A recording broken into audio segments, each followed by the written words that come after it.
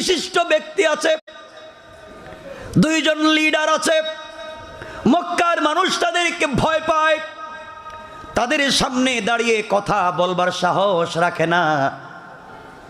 তাদের যেমন প্রভাব আছে, পরিবারের ক্ষমতা আছে, চোর ডাকাত বদমাইশেরাও তাদেরকে ভয় পায়।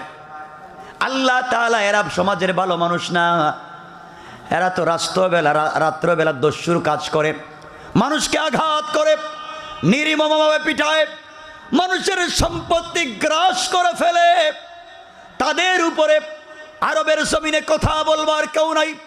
আয় আল্লাহ তাআলা, এই দুজনের নাম তো অমর। একজনের নাম হলো ওমর ইবনুল খাত্তাব, আর একজনের নাম ওমর ইবনুল হিশাম। আয় আল্লাহ, একজন তো হিশামের ছেলে অমর, আর একজন খাত্তাবের ছেলে অমর।